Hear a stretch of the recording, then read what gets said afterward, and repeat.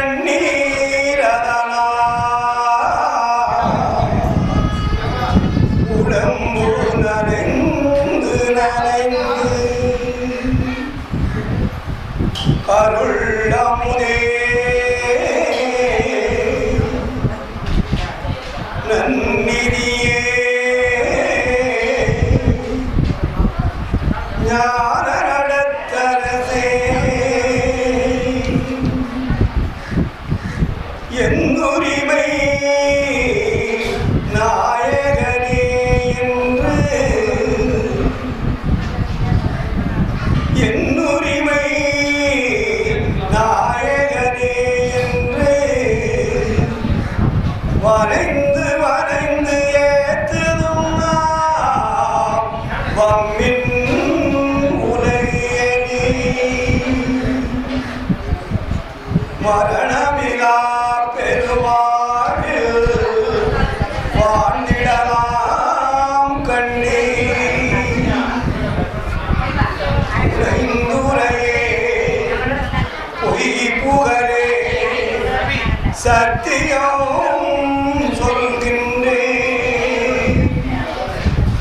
போற்றவையில் சிற்றவையில் புகும் தருணம் இதுவே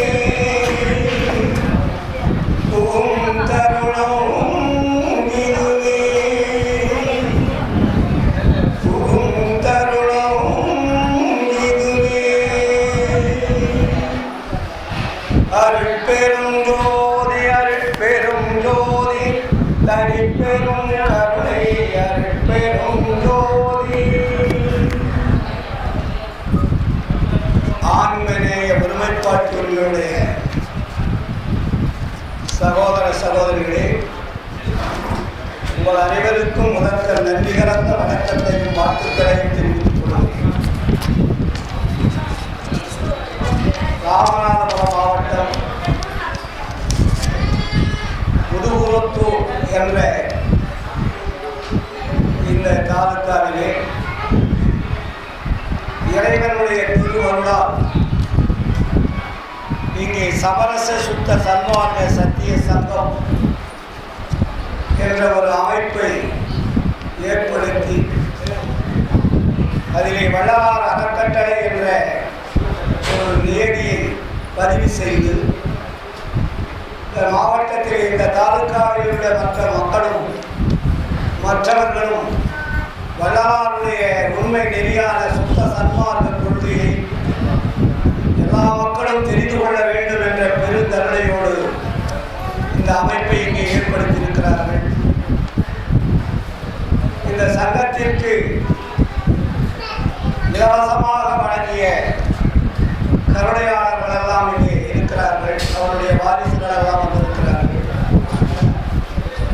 இந்த சங்கத்தை சிறமேற்கொண்டு செவ்வன சிறப்பாக செய்ய வேண்டும் என்ற பெருந்தன்மையோடு ஐயா பழனிசாமி அவர்கள் ஒரு சிறந்த ஒரு குழுவை அமைத்து அந்த குழுவிற்குண்டான அங்கீகாரங்களை வழங்கி அவர் எங்கிருந்தாலும் இங்கே சேவை செவ்வன நடைபெற வேண்டும் என்ற எண்ணம் கொண்டு அவருக்கு உடன் இருக்கக்கூடிய அன்பர்கள் மிக சிறப்பாக இந்த பணியை செய்து கொண்டு வருகிறார்கள். இந்த சங்கம் இருப்பது எனக்கு தெரியாது. இந்த சங்கத்திற்கு நான் இதுவரையில் வந்ததில்லை. தமிழகம் முழுவதும் சென்றிருக்கின்றோம். இங்கே முதுகுளத்திலே இப்படி ஒரு சங்கம் இருக்கிறது என்பது தெரியாது. கடந்த மாதம் ஜீவ அறக்கட்டளை மிக சிறப்பானது ஒரு விழாவை அங்கு ஏற்படுத்தி விழாவை நடத்தினார்கள். அங்கே அந்த நிகழ்ச்சியை கலந்து கொண்டு பேசுகின்ற பொழுது பழனிசாமி ஐயா அவர்கள் அங்கு வந்திருந்தார்கள்.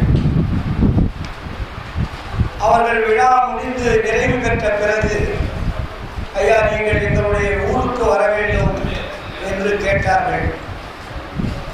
ஜீவ அறக்கட்டளை என்ன சொன்னார், நம்மளுடைய பாலகிருஷ்ணன் ஐயா அவசியம் போயிட்டு வரணும்னு சொன்னார். எனக்கு இப்பொழுது நிறைய பணிகள் இருக்கிறது. தமிழகத்திலே எங்கு பார்த்தாலும் விழாக்கள் நடைபெற்றுக் கொண்டிருக்கிறது, மாநாடுகள் நடைபெற்றுக் கொண்டிருக்கிறது. பணிகளை எல்லாம் செய்ய வேண்டும் என்ற ஒரு அன்பு கட்டளை ஏற்று செய்யக்கூடிய ஒரு சூழ்நிலையில் இருக்கின்ற காரணத்தினாலும் வர முடியுமா முடியாதா என்ற சிந்தனையில் இருக்கின்ற பொழுது நமது பாலகிருஷ்ண ஐயா அவர்கள் அவசியம் நீங்கள் செல்ல வேண்டும், வர வேண்டும், ஒரு நல்ல இனிய நண்பர் அவர், அதனால் நீங்கள் அவசியம் வர வேண்டும் என்று அன்பு கட்டளையிட்டார்கள். மறுக்க முடியவில்லை. உங்களை எல்லாம் சந்திக்கக்கூடிய ஒரு வாய்ப்பை இறைவன் அவர்கள் நல்கியிருக்கிறார். இங்கே வந்து பார்க்கின்ற பொழுது பழனிசாமி ஐயா அவர் சொன்னார்கள், நாங்கள் இதுவரையிலே அன்னதானம் செய்து கொண்டிருக்கிறோம், விழா எடுத்து சொற்பொழிவு செய்வது இல்லை, இதுதான் முதல் தடவை. எங்களால் முடிந்த ஜீவகாருண்ய பணியை செய்து கொண்டிருக்கிறோம். ஆனால் நாங்கள் யாரையும் அழைத்து விழா எடுத்து சொற்பொழிவு பண்ண வரலாறு இல்லை. இதுவே முதல் தடவையாக இருக்கிறது ஐயா, எங்களுக்கு கொஞ்சம் தெரியாதவற்றை சொல்லுங்கள் என்று பணிவுடன் கேட்டார்கள். எல்லாம் இறைவன் பார்த்துக் கொள்வார் என்று சொன்னேன். அதே போல இங்கே நமது அருமை நண்பர்கள் அதாவது தீப அறக்கட்டளை குழுமம். தீப அறக்கட்டளை என்பது ஒரு அற்புதமான குழுமம். அது ஒரு அறக்கட்டளை என்பது ஒரு வீடாக அவர்கள் வைத்து நடத்தி கொண்டிருக்கிறார்கள். அந்த குடும்பத்திலே இருக்கக்கூடிய உறுப்பினர்கள் எல்லாம் தீப அறக்கட்டளையை தன்னுடைய குடும்பமாக பார்த்து செயல்பட்டு கொண்டிருக்கிறார்கள். அவர்கள் எல்லோரும் அங்கிருந்து தனி வேலையிலே இங்கே வருவதற்கு உண்டான ஏற்பாடுகளை செய்தார்கள்.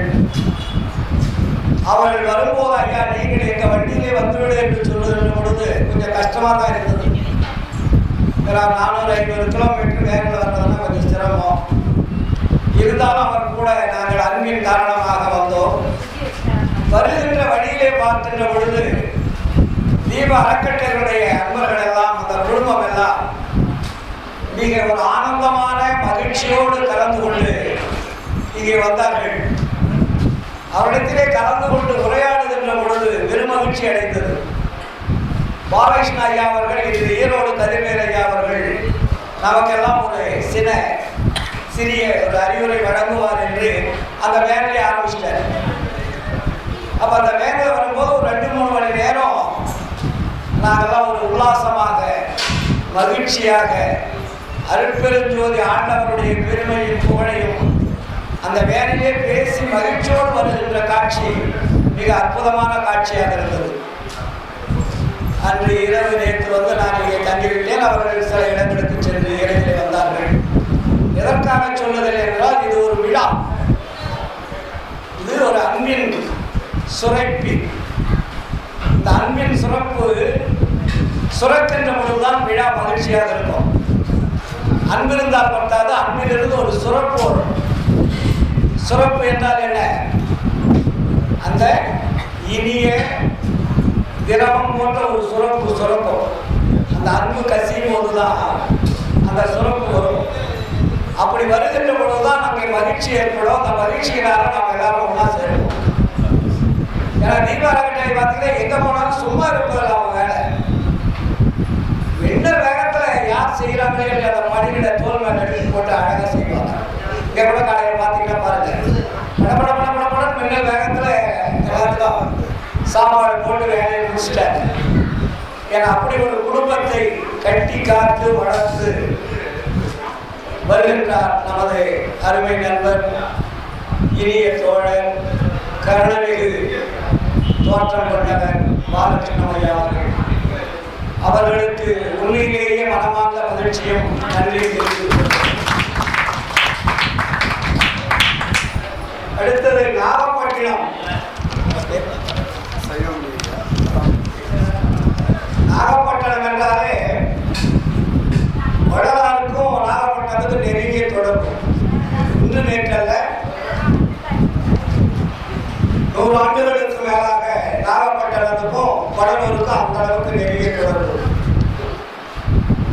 ஐயா சைவமணி ராமூர்த்தி ஐயா எனக்கு அதிகமாக பழக்கம் இல்லை, நெருங்கி பழகக்கூடிய வாய்ப்பில்லை. ஆனால் அவருடைய வேலைகளை நான் கண்டு கணிப்பேன், ரசிப்பேன்.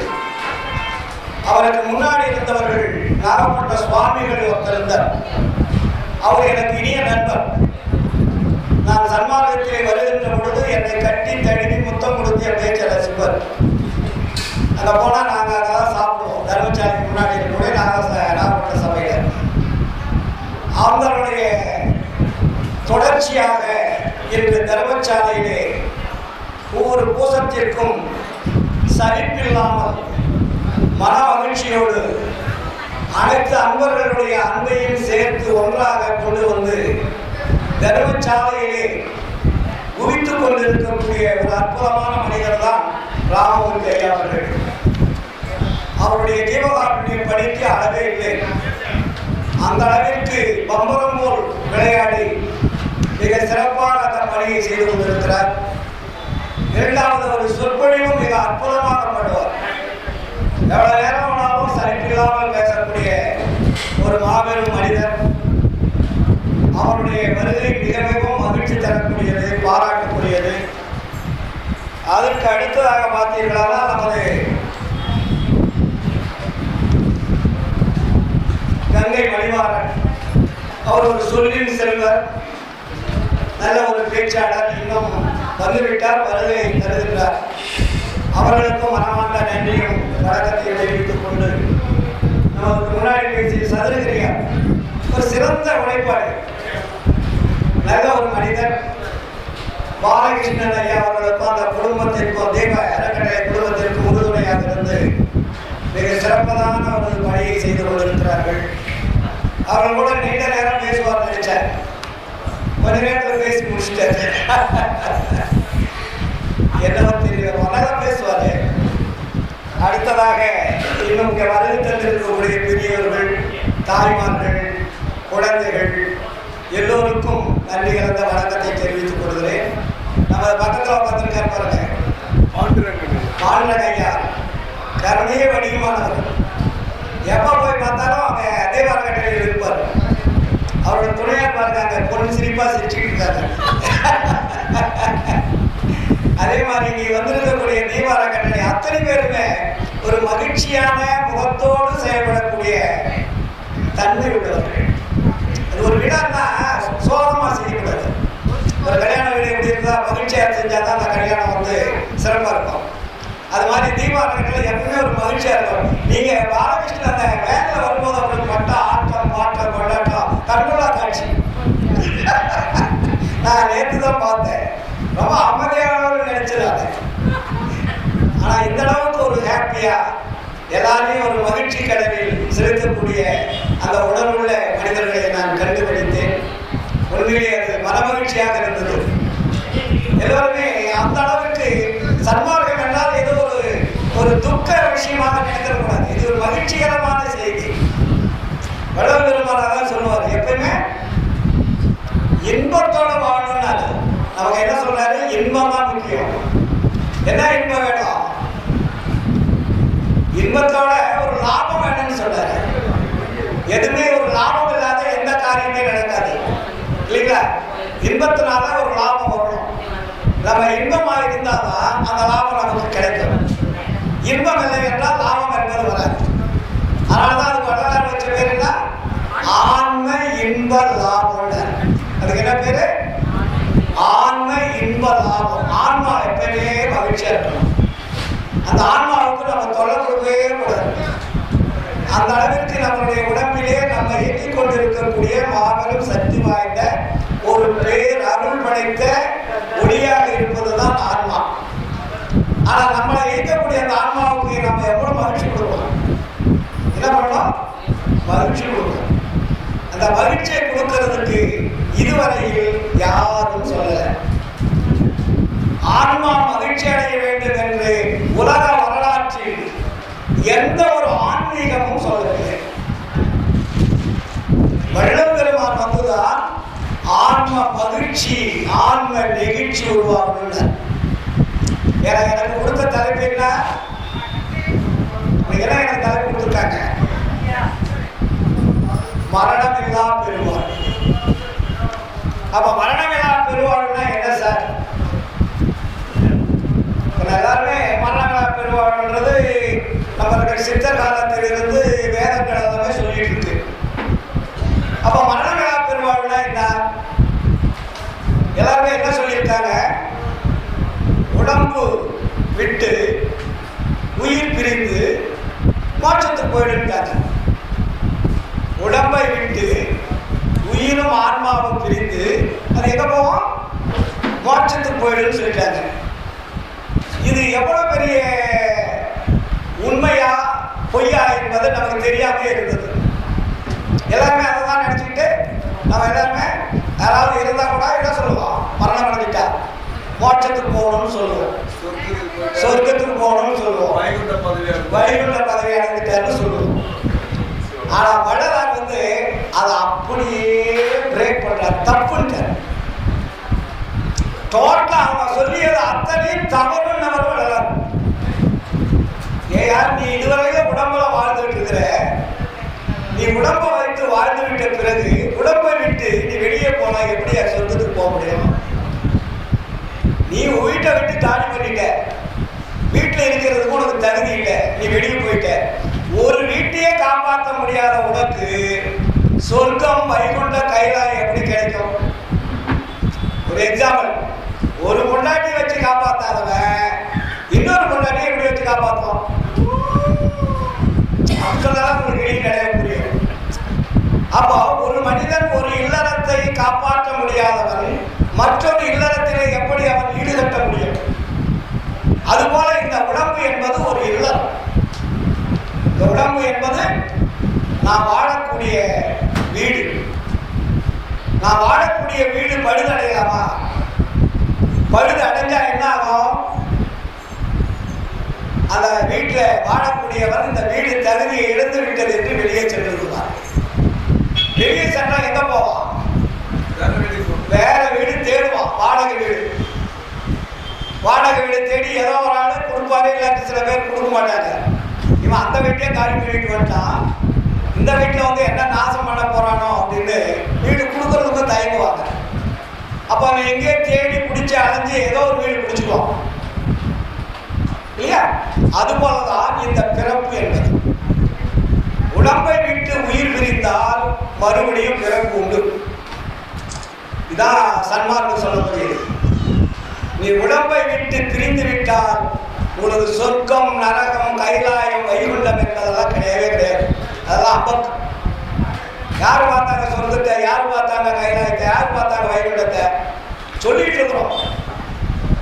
எங்கேயாவது அது தனியா ஒரு பிரேம் போட்டு ஒரு எல்லை கோட்டில் இருக்கா? இப்ப எப்படி ராக்கெட் போகலாம், சந்திர மண்டலத்தை போய் கண்டுபிடிக்கிறான். அவனுக்கு தெரிஞ்ச இடத்துல போயிட்டு மறுபடியும் திரும்பிடலாம். அதுக்கு மேல அவனால போக முடியாது. ஆனா அவனுக்கு தெரிஞ்சதை இதுதான் அப்படின்னு நம்ம சொல்றோம், நம்ம நம்பிட்டு இருக்கிறோம். இறைவன் ரகசியத்தை யாராலும் கண்டுபிடிக்க முடியாது. அவன் கண்டுபிடிச்சுன்னு சொன்னாக்கா அது போய். எப்ப கண்டுபிடிக்க முடியும்? வள்ளலாரை போல் வாழ்ந்தால் கண்டுபிடிக்க முடியும். வள்ளலார் தான் உலக ரகசியத்தை கண்டுபிடித்தவர். உலக வரலாற்றிலே எந்த ஞானி கிடையாது. சொல்லலாம், பேசிக்கிட்டு இருக்கலாம், படிக்கலாம், எல்லாம் கற்பனை கதைகள். ஆனால் இந்த உலகத்தை, பிரபஞ்சத்தை படைத்தவன் யார்? உயிர்களை படைத்தவன் யார்? தத்துவங்களை படைத்தவன் யார்? கிரகங்களை படைத்தவன் யார்? இந்த அண்ட சராசரங்கள் இயங்கிக் கொண்டிருக்கிற இந்த இயக்கத்தை இயக்கிக் கொண்டிருப்பது யார் என்று கேட்டால் விடை தெரியாது. இதைத்தான் வள்ளலார் கண்டுபிடிக்கிறார். இந்த உலகம் தோன்றிய காலத்தில் இருந்து அருளை பற்றி பேசிக் கொண்டிருக்கிறோம். அருள் என்பது எத்தன்மையாக இருக்கிறது, அது எங்கே இருக்கிறது, அதை எப்படி பெறுவது, பெறுவதற்குண்டான வழி என்ன என்று யாராவது சரியான வழிமுறைகளை காட்டியிருக்கிறார்களா என்றால் எனக்கு தெரிந்த வரையில் இல்லை. ஏனென்றால் நம்ம நாட்டிலே நூல்கள் அளவில் இடங்காதது. அறிவு நூல்கள், ஆராய்ச்சி நூல்கள், வேத நூல்கள், அருள் நூல்கள் என்று பார்த்தோமானால் ஒரு கடலிலே கொண்டு சென்று கொட்டினாலும் கடல் இடம் கொடுத்து கொண்டு மேலே வரக்கூடிய அளவுக்கு புத்தகங்கள் இருக்கு நம்ம நாட்டில். எல்லாமே நிறைய எழுதி வச்சிருக்கான். தினமும் எழுதிட்டு இருக்கலாம், ஒன்னா எழுதிட்டு இருக்கலாம். உலகம் முழுவதும் நூல்களை எழுதிக்கிட்டே இருக்கிறான். டெய்லி எழுதிட்டு இருக்கானுங்க. பிரஸ் பாருங்க, எத்தனை ஆயிரம் பிரஸ் ஓடிட்டு தான் இருக்கு. புத்தகங்கள் வந்துகிட்டே இருக்கு. என்ன பிரயோஜனம்? என்ன பிரயோஜனம்? எல்லாமே பொய்யான கற்பனை கதைகளை கட்டுக்கதைகளை இட்டு இட்டு எழுத்து வடிவமாக படைத்திருக்கிறார்களே தவிர அதிலே உண்மை என்பது ஒன்றுமே இல்லை. யாருக்கு என்ன தெரியுதோ நம்மளா எழுதிடுவாங்க இல்லைங்களா? அப்போ இந்த நூல் எதற்கு எல்லாமே யாருக்காக எழுதுறாங்கன்னா மனிதனுக்காகத்தான் எழுதுறாங்க. மிருகங்கள் படிக்க போறது, மிருகங்கள்லாம் வந்து கீழே இருக்கிற பிறவிலாம் அந்த நூலை பார்க்க போறது எல்லாமே மனித சமுதாயத்திற்குத்தான். இவ்வளவு அறநூல்கள், அறிவியல் நூல்கள், அருள் நூல்கள் எல்லாம் எழுதிக் கொண்டே இருக்கிறார்கள். ஆனால் ஒரு நூல்களையாவது ஆன்ம இன்ப லாபம் அடைவதற்குண்டான வழிகளை காட்டியிருக்கிறதா என்றால் இல்லை. வள்ளல் பெருமான் வந்துதான் ஒரு மனிதனாக பிறப்பெடுத்தவன். அவன் எதை அனுபவிக்க வேண்டும், எப்படி அந்த லாபத்தை பெற வேண்டும் என்ற ஒரு தெளிவான உண்மையை வகுத்து தந்தவர். ஏப்பா அவருக்கு மட்டும் எப்படி இந்த ஞானம் கிடைச்சது, அவர் மட்டும் எப்படி எழுதக்கூடிய ஒரு தில் வந்தது? எல்லாரும் மனிதர்கள் தானே. அவருக்கு முன்னாடி எத்தனையோ ஞானிகள் தோன்றி இருக்கிறார்கள், எத்தனையோ அருளாளர்கள் தோன்றி இருக்கிறார்கள் இல்லையா? எத்தனையோ சித்தர்கள் தோன்றி இருக்க. நம்ம நாட்டில் மட்டுமல்ல, உலகம் முழுவதுமே இவ்வளவு பெரியவர்கள் பல்லாயிரம் ஆண்டுகளாக இந்த நாட்டிலே பிறப்பெடுத்து வாழ்ந்து கொண்டிருக்கக்கூடிய அருளாளர்களுக்கெல்லாம் தெரியாதது வடநாடு மட்டும் எப்படி தெரியும் அப்படின்னு ஒரு கேள்வி கேட்பாங்க. இவர் வந்து இப்போ எத்தனை ஆண்டுகள் ஆச்சியா? வடநாடு வந்து 195 ஆண்டுகள், 195 ஆண்டுகள் தான் ஆச்சு. ஏன்னா 5000 ஆண்டுகளாக இந்த நாட்டிலே ஆன்மீக அறிவியல் நூல்கள் எழுதி கொண்டே இருக்கிறார்கள். வடநாடு மட்டும் எப்படி இந்த உண்மையை தெரிந்து உலக மக்களுக்கு சொல்ல முடியும் அப்படின்னு ஒரு கேள்வி நீங்க கேட்கணும். ஆனா உங்களுக்கு கேட்க தெரியாது, வடநாடே கேள்வி கேட்டு பதில் சொல்லுங்க. ஏன்னா நம்ம அந்த அளவுக்கு அறிவு என்பது கொஞ்சம் சூன்யமாகத்தான் இருக்கும். ஏன்னா நம்ம தான் பல நூல்களை படிச்சு அறிவை மனித வச்சிருக்கிறாங்க. ஒரு நூல்களை படிச்சா ஏதாவது ஓரளவுக்கு அறிவு இருக்கும். பல நூல்களை படிக்கும் போது அறிவு வந்து கிழக்கடையோ பிரியும், ஒண்ணுக்கு ஒன்று தேவையாகாது. அப்போ ஏன் இந்த நிலை ஏற்பட்டது என்றால், இறைவன் எந்த நோக்கத்திற்காக உயிர்களை படைத்து உயர்ந்த அறிவை கொடுத்து மனிதர்களை படைத்தான். நாமெல்லாம் கீழிலிருந்து நம்ம மேல வந்திருக்கோம் இல்லைங்களா? தாவரங்களிலிருந்து என்ன ஊர்வரை, பரப்பரை, நடப்பரை, அப்புறம் தேவர், அசுரர், அதுக்கப்புறம் தான் மனிதன். மனிதனுக்கு எத்தனை பிறகு, எத்தனையாவது பிறகு மனித பிறகு தெரியுமா? நம்ம எல்லாம் எத்தனை பிறகு நினைச்சிருக்கோம்? எத்தனையாவது பிறகு? 6வது பிறகு நினைச்சிட்டு இருக்குது. 6வது பிறகு அல்ல, 7வது பிறகு. ஊர்வரை, பரப்பரை, நடப்பரை, அதுக்கப்புறம் அசுரர், சூரர், அதுக்கப்புறம் தான் மனிதன். 7வது பிறவி. இந்த 7வது பிறவிதான் இறைவனை நினைக்கக்கூடிய தகுதி பெற்ற பிறவி. இறைவனை நினைத்து இறைவனிடத்திலே அருளை பெறக்கூடிய பிறப்புன்னு பேர் இருக்கு. நம்ம ஏதோ வாழ்ந்து இங்க ஜாலியா இருந்துட்டு மரணம் அடைகிறதல்ல. இந்த பிறப்பு, மனித பிறப்பு என்பது நாம் நல்லா அனுபவிக்கணும். நம்ம எப்படி இருக்கணும்?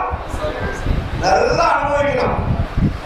வேற நிறைய பேர் சொல்லுவாங்க, பிரம்மச்சாரிய வேண்டும், ஆன்மீகத்தில் அருளை பெற வேண்டுமானால் திருமணம் செய்யக்கூடாது, துறவியா போயிடணும், சன்னியாசியா போயிடணும், காடுகள், மலைகள், குன்றுகள், குகைகள்ல போய் உட்காந்து தவம் பண்ணணும்னு எல்லாம் சொல்லி வச்சுட்டு போயிட்டாங்க.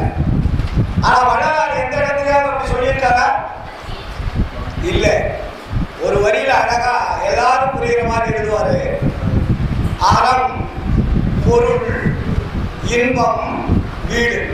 இதான் நம்ம நாட்டில் எல்லாம் சொல்லிட்டு இருக்காங்க. ஆனா வள்ளலார் அதுக்கு தெளிவான ஒரு பதிலை சொல்றாரு. அறம், பொருள், இன்பம், வீடு, இந்த 4ஐயும் நல்லா நோடுங்க. 4 காலங்களில் அனுபவித்து பின்பு பற்றற விட்டு இருப்பதே இறைவன் அருளை பெறுவதற்கு ஏதுவாக இருக்கிறது. புரியுங்களா?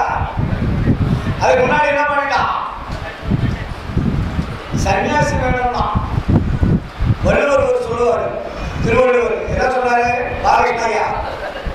பாலகிருஷ்ண ஐயா திருவள்ளுவர் குறள் சொல்லுவார், துறந்தார்க்கும் துவாதார்க்கும் இறந்தார்க்கும் இல்வாழ்வான் துணைவர். இல்லைங்களா?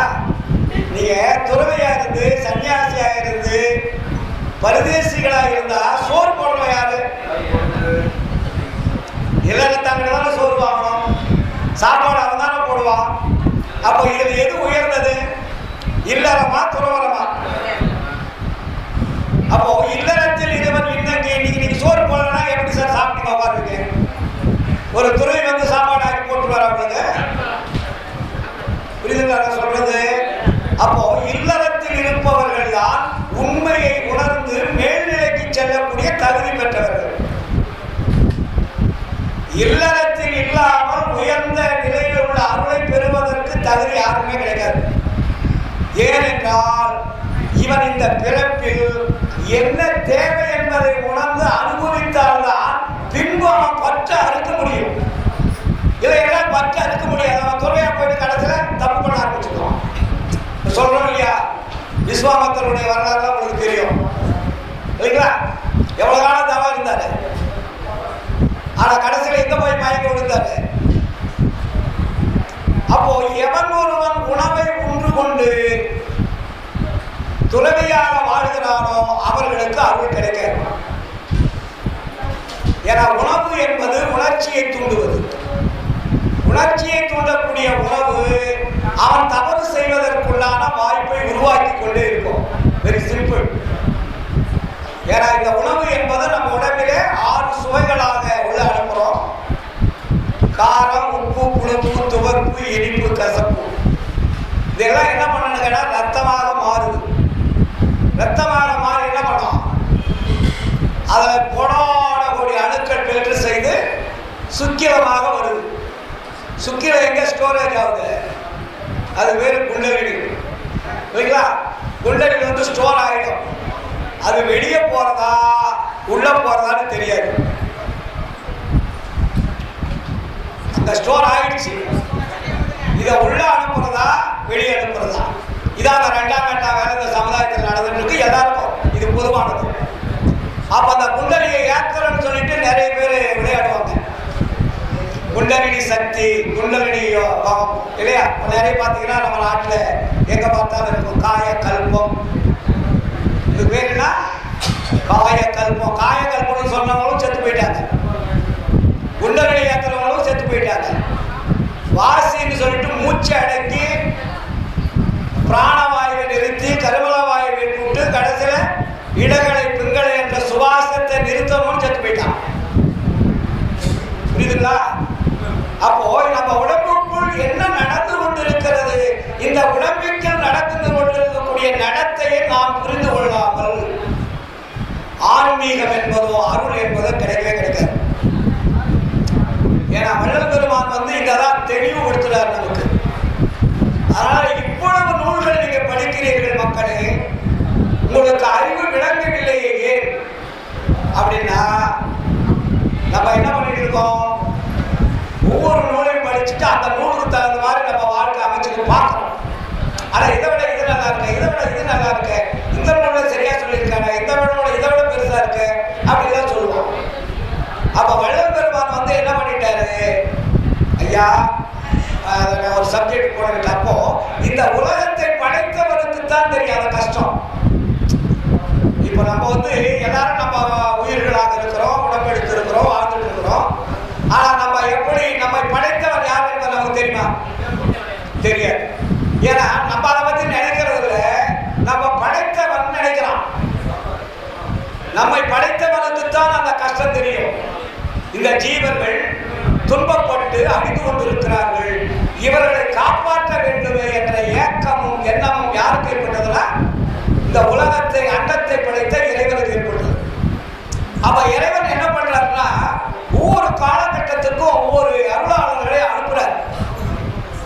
அவங்க வராங்க, நல்லவங்க தான். இங்க வந்துவிட்ட பிறகு அவங்கள் வாழ்க்கை தரம் மாறிவிடுகிறது. மாறிவிட்டதுனால அவங்க என்ன பண்றாங்க? சமுதாயத்திற்கு தகுந்தாற் போல உண்மைக்கு புறம்பான கருத்துக்களை சொல்லிட்டாங்க.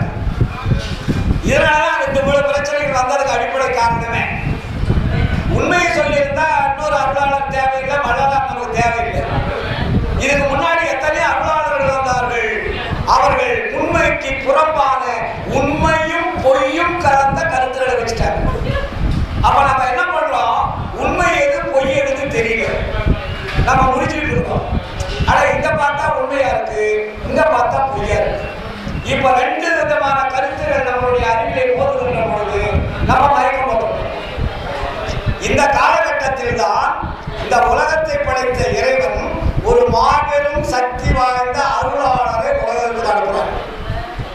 அவரு உண்மையை மட்டும்தான் பேசுவார், பொய்ய பேசக்கூடாதுன்னு ஒரு சட்டத்தை ஏற்றி அந்த சட்டப்படி நடக்கணும்னு சொல்லிட்டுதான் ஒரு மாபெரும் சக்தி வாய்ந்த ஒரு ஆற்றல் மிகுந்த அருளாளரை இந்த உலகத்தில் அனுப்புறார். அவர் யாருன்னா அவர் தான் வள்ளலார். அவரே சொல்றாரு இல்லையா, எல்லாரும் படித்த பாடல்கள் தானே. என்ன சொல்றாரு அவரு, தான் இந்த உலகத்திற்கு வந்த நோக்கத்தின் உண்மை என்ன என்பதை முதல் நீங்க தெரிஞ்சுக்கின்றார். நான் எதற்காக வந்தேன் என்று நான் சொல்லுகிறேன், தயவு செய்து கேளுங்கள், பதிவு செய்து கொள்ளுங்கள் இல்லையா.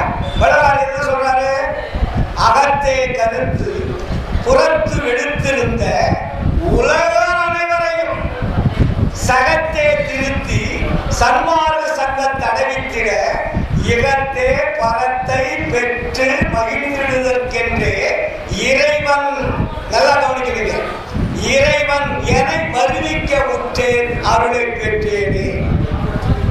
அப்ப இறைவன் எதற்காக என்னை வருவிக்க உற்றான் என்றால், இந்த உலகத்தில் மக்கள் அகம் கருத்து புறவெடுத்திருக்கிறார்கள்.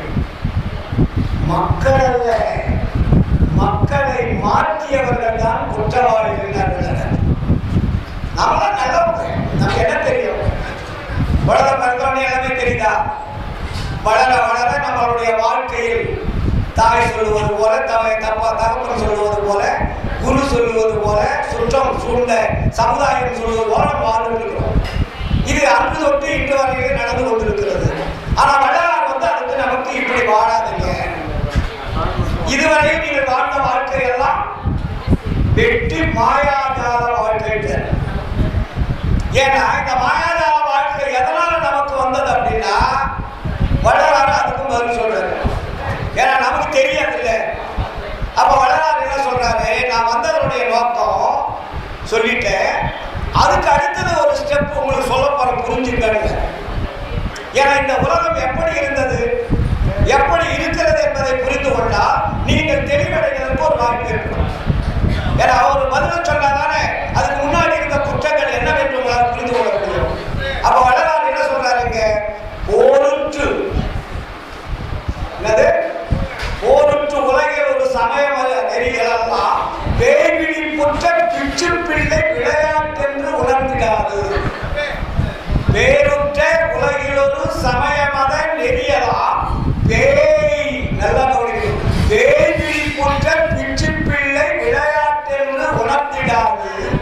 உயிர்கள் பலவேதமுற்று அங்கும் இங்கும் போருற்று இறந்து வீண் போயினர்.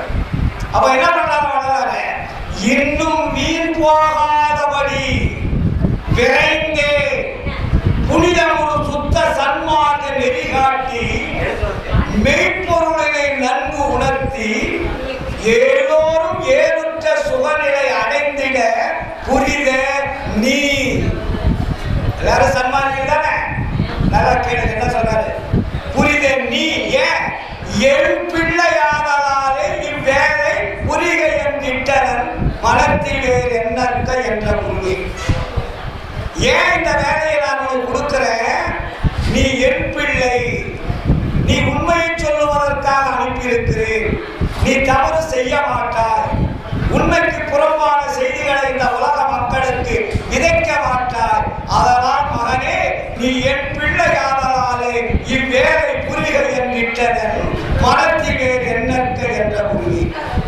நீருற்ற ஒளிய நெருப்பே, நெருப்பினுள் நிறைந்து இருளகற்றும் ஒளியே, நிர்குணானந்த பர நாதாந்த வரையோங்கும் நீதி நடராஜபதே சொல்ற. என்ன தெளிவுபடுத்தி கடைசியில ஆண்டவரை பத்தி டீச்சிங்கை கொடுக்குறாரு. ஏன் இப்படி நான் சொல்றேன்? என்னை ஆண்டவர் அனுப்பினார்.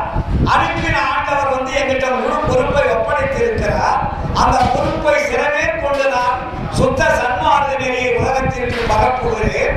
பரப்புதலுக்கு சொல்லக்கூடியவர் யாருன்னா, நீருற்ற ஒளிய நெருப்பே, நெருப்பினுள் நிறைந்து இருளற்ற ஒளியே, நிற்குணானந்த பரநாதாந்த வரையோங்கும் நீதி நடராஜ கதையினர். அவர் சொன்னவர் யாரு, எங்க இருக்கிறார், எப்படி இருக்கிறார், என்ன வண்ணமாக இருக்கிறார், அந்த ஆண்டவர் யார் என்பதை உலக மக்களுக்கு சொல்லுவதுதான் முதல் கடமை. ஏன்னா வள்ளலார் வந்து சும்மா ஏதோ ஒரு விளையாட்டுக்காக 4 பேருக்கு ஜெபகாரண்யம் எல்லாம் போதும்ன்ற நிலையில சொல்றது வந்தவர் அல்ல. புரியுதுங்களா? ஏன்னா இந்த உலகம் வந்து எல்லாமே பொய் பிடித்த உலகமாக இருக்கிறது. மெய் என்பது மறைக்கப்பட்டிருக்கிறது, பொய் என்பது விளையாடி கொண்டிருக்கிறது. அதனாலதான் வள்ளலார் சொன்னாரே, மக்களே மனிதர்களே நான் சொல்லுகிறேன், தயவு சொல்லு, தயவு செய்து கேடு, சொல்லுகின்றேன் பற்பலனான் துரிசலவே தூயை உடையவே வெல்லுகின்ற வார்த்தை என்று வெறும் வார்த்தை என் வாயிடம் வார்த்தை. ஏன்னா மற்றவங்க சொன்ன மாதிரி பொய்யெல்லாம் நான் பேச மாட்டேன். பொய் பேசக்கூடிய ஒரு சூழல் இறைவன் எனக்கு கொடுக்குறார். அதனால நீங்க என்ன பண்றீங்க, இனிமே உங்களுக்கு ஒரு ஆர்டர் கொடுக்க போறேன், அதை கேட்பீங்களான்னு கேட்கிறாரு. இப்ப நான் சொல்றேன், நீங்க தான் கேட்பீங்களா? ஒரு குணம் கேட்கலான்னு வரும், ஒரு குணம் பார்க்கலான்னு வரும், ஒரு குணம் முயற்சி செய்யலான்னு வரும். இப்படி அப்படிப்பட்ட ஒரு சூழ்நிலையை நம்ம வாழ்ந்துட்டு இருக்கோம். ஏன்னா இந்த இடத்தில் கேட்கும் போது நல்லா இருக்கும், வீட்டில் போய் அந்த வாழ்க்கையை கடைபிடிக்கும் போது கொஞ்சம் கஷ்டமா இருக்கும். அதுக்கப்புறம் என்னடா அப்படி பேசுறாங்க வேற, கடைசியில் நம்ம இங்க வந்து அதே பாட்டை தான் பாடிட்டு இருக்கிறோம். இந்த வாழ்க்கையில இருந்து விடுபட முடியலையே என்ற ஒரு சிக்கல் நம்ம வாழ்க்கையில புதைஞ்சு போச்சு. நம்ம வேற குற்றங்கள். அப்படிப்பட்ட ஒரு சூழல்ல நம்மளாம் சிக்கிட்டோம். இதெல்லாம் வளர்றாங்க சொல்ல, அந்த பல நூல்களை படிச்சா உங்களுக்கு அறிவு மறியுது. புரியுதுங்களா? இந்த பல நூல்களை படிச்சாவே நம்மளுடைய அறிவு என்னாவும் மழி போயிடும், குழப்பமாயிடும். அதனாலதான் வள்ளலார் அதை ஸ்டார்ட் பண்ணாரு. ஞானசரிகளை ஒரு பாடம் தான் வரும். கண்டதெல்லாம் அனித்தியமே, கேட்டதெல்லாம் பழுது, கற்றதெல்லாம் பொய்யே, நீர் கடித்ததெல்லாம் வீணே, உண்டதெல்லாம் மரமே, உட்கொண்டதெல்லாம் உலகே. உலகேடி இதுவரையில் உண்மை அறிந்திலே. இதுவரையில நீங்க உண்மை தெரிஞ்சிருக்கிறீங்களா? பரவாயில்ல. பிண்டதினால் இனி நீ சமரச சன்மார்க்க மெய்நெறியை கடைபிடித்து மெய்ப்பொருள் நன்கு உணர்ந்து எந்த சிற்றம்பலத்தை என் தந்தை அருள் அடைவின் இரவாத வரம் பெறலாம் இன்பமுள்ளதாக. இப்ப நீங்க பல நூல்களை படிச்சுன்னா மன்னர்களா பெருமாள் வருமா? குழப்பம் தான் வரும். அப்போ இங்க எவ்வளவு ஸ்ட்ராங், உலகத்துல யாருமே சொல்லல சார். இவ்வளவு துணிச்சல் வருமா யாராவது சொல்றதுக்கு? இதுவரை நீ கண்டதெல்லாம் அனித்தியம், கெட்டதெல்லாம் பழுது, கற்றதெல்லாம் பொய், கழித்ததெல்லாம் வீண், உண்டதெல்லாம் மரமே, உட்கொண்டதெல்லாம் குறையே. ஏ மக்களே, உலகியடி இதுவரையில் உண்மை அறிந்தீர்களே. போட வெண்டதினால் என் இனி சமரச சன்மார்க்க மெய்நெறியை கடைபிடித்து மெய்ப்பொருள் நன்குணர்ந்து எந்த சிற்றம்பலத்தை என் தந்தை அருள் அடைவில் இரவாத வரம் பெறலாம் இன்பமுள்ளதாக. அப்ப இரவாத வரம் என்றால் என்ன? அதுக்கு பேர் தான் மரணம் இல்லாத பெருவாழ்வு. மரணம் இல்லாத பெருவாழ்வுனா என்ன சார்? மரணமில்லா பெருவாழ்வு எல்லாரும் நம்ம பேசிட்டு இருக்கிறோம், படிச்சுட்டு இருக்கிறோம். ஆயிரக்கணக்கான பாடல்கள் வள்ளலார் மரணமில்லா பெருவாழ்வு சொல்றார். மரணமில்லா பெருவாழ்வு வாழ்வதற்கு என்ன வழி? வழி தெரியாம நீங்க மரணமில்லா பெருவாழ்வு வாழலாம் வாழலாம் வாழலாம்னா எப்படி சார் வாழ்றது? அப்போ உலகத்தில் வந்து கல்வியை வந்து பிரிச்சுட்டாங்க. உலகத்துல எதுவுமே கற்றாதான கல்வி, அது கற்கிறதுனா கல்வி இல்லை இல்லைங்களா?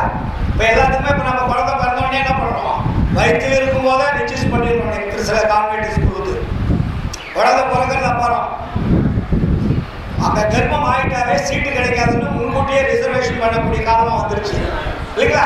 அப்போ அந்த கல்வி என்பது நமக்கு ரொம்ப முக்கியமா இருக்கு இல்லையா? அப்போ கல்வி என்பது இந்த உலகத்திற்கு அவசியம் தேவை. ஆனா வள்ளலார் வந்து இங்க என்ன பண்றாருன்னா கல்வி கற்றுக்கிறதுக்கு தான், கற்றுக் கொடுக்கறதுக்கு தான் வர. ஏன்னா உலகத்தில் இதுவரையில் இருந்தது என்ன கல்வி? சாகும் கல்வி.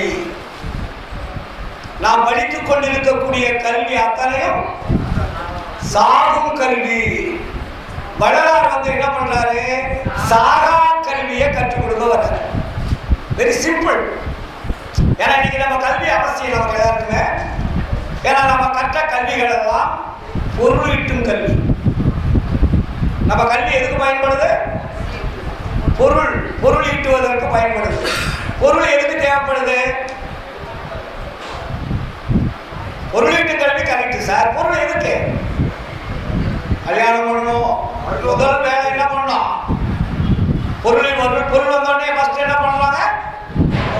திருமணம், அப்புறம் குழந்தை பெற்றுக்கணும், அப்புறம் வீடு கட்டணும், கார் வாங்கணும், இல்லை ஜாலியாக வாழ்க்கை நடத்தணும். ஏன்னா மற்றவங்களாம் நம்ம போற்றணும், புகழணும், நம்ம கழுத்து நிறைய நகை இருக்கணும், வீட்டு நிறைய பொருள்கள் இருக்கணும், கார் உயர்ந்த காராக இருக்கணும், போட்டி போட்டுக்கிட்டு வாங்கணும். அதுக்காக போட்டி போட்டுக்கிட்டு நம்ம கல்வி கற்று பணம் அதிகம் சம்பாதிக்கலாம் இல்லைங்களா? அப்போ பக்கத்து வீட்டுக்காரி கூட நம்மளை பார்த்து ஏங்கணும். இப்படிலாம் இந்த கல்வி நமக்கு பயன்படுது. இருக்கிறவர்கள் அனுபவிக்கின்றது, இல்லாதவர்கள் பார்த்து ஏங்கக்கூடிய வாழ்க்கை தான் நம்ம வாழ்ந்துட்டு இருக்கோம். ஏன்னா நம்ம வாழ்க்கை அவங்கள விட நம்ம கொஞ்சம் உயர்ந்திருந்தா பரவாயில்ல. அவங்ககிட்ட வந்து சும்மா மாறிதான் இருக்குது. நம்மகிட்ட நம்ம காரில் என்னென்னவோ கார், உயர்ந்த கார், இதெல்லாம் வந்தால் அவங்கள விட நம்ம கொஞ்சம் கெத்து. அவங்ககிட்ட 50 பவுன் இருக்கா, நம்மகிட்ட ஒரு 500 பவுன் வேணும். அவங்க 2 ரூம் வச்சு பெட்ரூம் கட்டியிருக்காங்களா, நம்மளுக்கு ஒரு 6 ரூம், இல்லாட்டி ஒரு 7 ரூம். வரக்கூடிய கெஸ்ட்லாம் தனித்தனியாக தங்குறதுக்கு வசதிகள், வாய்ப்புகள் எப்படி நம்ம கொடநாட்டில் ஜெயலலிதா கட்டி வச்சுருந்தா பாருங்க. நீங்கள் போய் பார்த்துருக்கீங்களா? நான் பார்த்துட்டேன். ஏன்னா கொடநாடு என்னுடைய குழந்தை, அவருடைய பொண்ணு அங்கே தான் கொடுத்துருக்கு, பார்த்ததுலையே. அப்போது அங்கே போய் பார்த்தீங்கன்னா ஒரு 500 தனித்தனி அறைகள்லாம் இருக்கும். ஹெலிகாப்டர் வந்து இறங்குறதுக்கு வழி இருக்கும், அங்கே நீச்சல் குளம் இருக்கும். உள்ளே போய் பார்த்தீங்கன்னா உலகத்திலே இல்லாத பொருள்கள் எல்லாம் அங்கே நிறைஞ்சிருக்கும். ஆனால் இறுதியில் அவன் நிலைமை என்னாச்சு? எப்படி செத்தார்கள் என்று கூட தெரிந்து கொள்ள முடியாத அளவிற்கு இன்று வரையில் விமர்சனம் நடந்து கொண்டிருக்கிறது. அப்போ இந்த பொருள் என்ன வச்சது? இந்த உலகத்தில் இருக்கக்கூடிய கல்வி கற்றதனுடைய பயன் என்ன?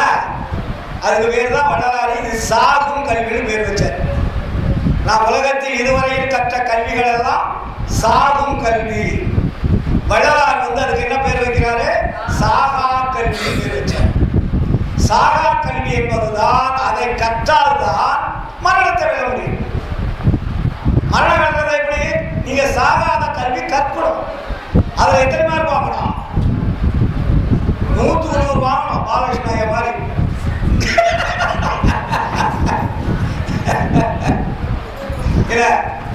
வள்ளலார் வந்து நமக்கு சாகா கல்வியை கற்றுக் கொடுப்பதற்காக வந்தவர்.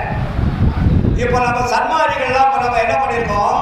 நம்ம எல்லைக்குள்ள வந்துட்டோம். ஏன்னா இப்போ இங்க வந்திருக்கக்கூடிய சன்மார்கள், உலகத்தில் இருக்கக்கூடிய சன்மாரிகள் எல்லோருமே புண்ணியம் செய்தவர்கள். ஏன்னா வள்ளலாருடைய அந்த அரங்கத்திற்குள், அந்த சொத்த சன்மார்கள் எல்லைக்குள் நாம் எல்லாம் பிரவேசமாயிட்டோம்.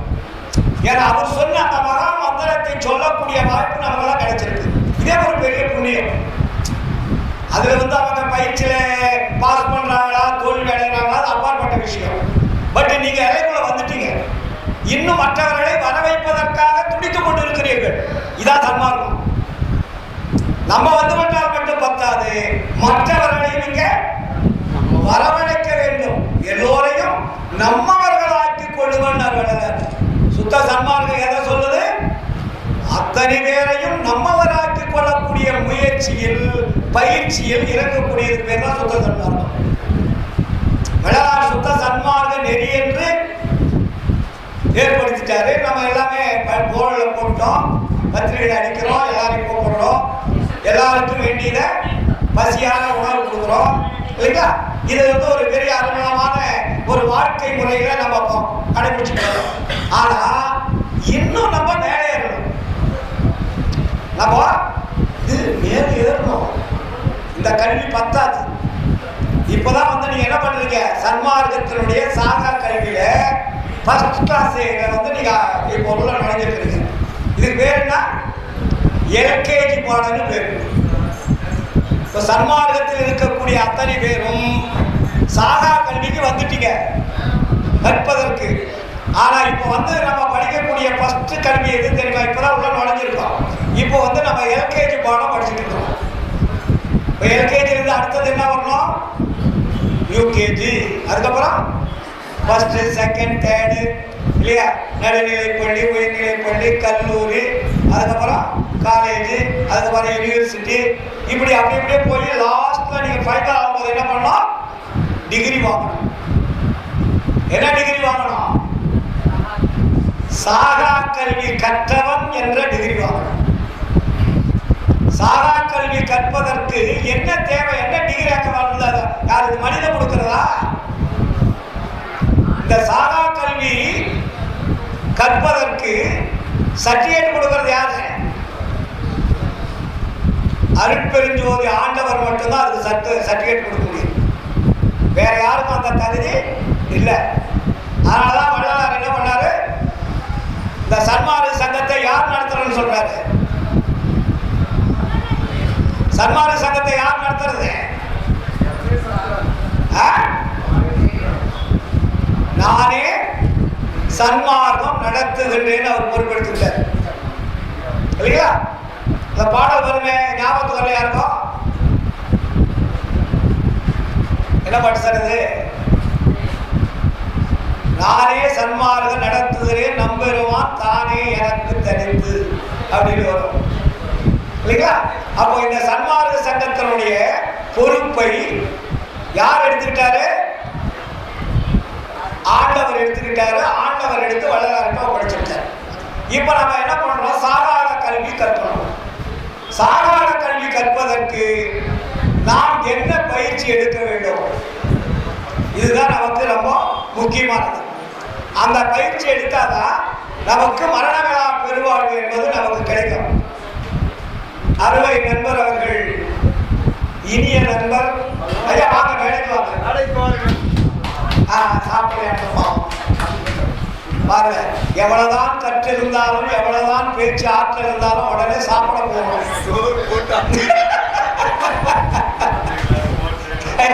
இல்லையா? அப்போ இன்னும் வேகம் பத்தாது. எனக்கு இது இப்போ நம்ம வந்து ஒரு அழகான ஒரு குடும்பம். இந்த குடும்பத்தில் நம்ம எளிய முறையில் இந்த மரணமில்லா பெருவாழ்வு என்பதை கற்றுக்கணும். வள்ளலார் ரொம்ப எளிமையாக தான் சொல்லியிருக்காரு. நீ ஒன்றும் கஷ்டப்பட வேண்டிய அவசியம் இல்லை. ஏன்னா ஒருத்தரும் ஒரு பயிற்சிகள் இருக்கும், ஒரு சூழ்நிலைக்கு தகுந்த மாதிரி சொல்லியிருப்பாங்க. ஆனால் வள்ளலார் எப்படி சொல்றாருன்னு தான் நம்ம கேட்கணும் இல்லைங்களா? வள்ளலார் வந்து என்ன சொல்றாருன்னா, இந்த உலகத்தில் இருக்கக்கூடிய நூல்களை எல்லாம் அப்புறப்படுத்திருங்க. ஏன்னா இந்த நூல்கள் தான் உங்களை ஒரு தவறான பாதையில் இட்டு சென்றது. எப்படி? ஜாதி, சமயம், மதம், இந்த மூணையும் பிரிச்சது எது? நம்மளுடைய நூல்கள் தான் பிரிச்சது. நம்மளுடைய வழிகாட்டிய நூல்கள் தான் ஜாதி, சமயம், மதங்களை பிரிச்சது. இப்ப நீங்க ஜாதி, சமய, மதங்களை பிடித்துக் கொண்டு சாகா கல்வி கற்க முடியுமா என்றால் சத்தியமா முடியாது. நீ உள்ள வந்துட்டீங்க, சாகா கல்வி கூடத்துக்கு வந்துட்டீங்க. ஆனா நீங்க கற்கும் போது எதை எதை விட வேண்டும், எதை எதை பிடிக்க வேண்டும் என்பதை முதல் நீங்க முடிவெடுக்கணும். புரியுதுங்களா? இப்ப நம்ம சன்மார்க்கத்தை வச்சுக்கிட்டே நம்ம என்ன பண்ணிட்டு இருக்கோம்? சில பேர் அறியாதவர்கள் சமய சடங்குகளை விடாமல் வைத்துக் கொண்டிருக்கிறோம். ஜாதி, சமய சடங்குகளை நாம் விடாமல் பிடித்துக் கொண்டு சன்மார்க்கத்தை பிடிச்சிட்டு இருக்கிறோம். இது நடக்குமாட்டா? சத்தியமா நடக்காது. காலையில் வழிபாடு பண்ணுங்க, வழிபாடு முடிச்சுட்டோன்னே விண்ணப்பம் சொன்னீங்க, என்ன சொன்னீங்க? இப்போ காலையில் சொன்னீங்கல்ல, மேலே போய் கொடியேற்றலைங்க. கொடியினுடைய வரலாறு என்பது ஒரு புனிதமானது. அந்த கொடி எப்படிப்பட்டது, எங்கு இருக்கிறது, ஏன் வள்ளலார் கொடி கட்டினார் என்ற உண்மையை தெரிஞ்சுக்கிறதுக்கு ஒரு நாள் பூரா வேணும். அதை முடிச்சுட்டு வழிபாடு பண்ண வந்துட்டீங்க. வழிபாடு பண்ணும்போது நீங்கள் என்ன பண்ணுங்க? எல்லாருமே பாடல்களை பாடினீர்கள். கடைசியில் ஒரு விண்ணப்பத்தை சொன்னீங்க. அந்த விண்ணப்பம் என்ன சொன்னீங்க? எல்லாம் வல்ல அருட்பெருஞ்சோதி அற்புத கடவுளே, இது தொடங்கி சுத்த சன்மார்க்கத்தின் முக்கிய தடைகளாகியன்னு சொன்னீங்க. தினம் சொல்லிட்டு இருக்கிறீங்களா? அந்த வரியை ஒரு நாளாவது சிந்திச்சு பார்த்தீங்களா? தயவு செய்து நான் கேட்குறேன், எல்லா சங்கங்களையும் சொல்றீங்க, எல்லாரும் பாடல் முடிச்சுட்டு அந்த விண்ணப்பத்துக்கு வரீங்க. ஆனால் வள்ளலார் எவ்வளவு ஒரு தெளிவான அந்த வசனத்தை எழுதி வச்சிருக்கார் ஒரு நிலையில. ஒரு நாளாவது அந்த வரியினுடைய உண்மையை புரிந்து கொண்டால் நீங்கள் மீண்டும் தவறு செய்வீர்களா?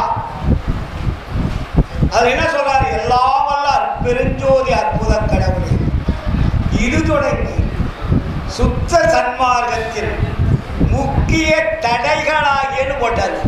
என்ன தடை? சாதாரண தடை இல்லை, முக்கிய தடைன்னு போட்டாரு.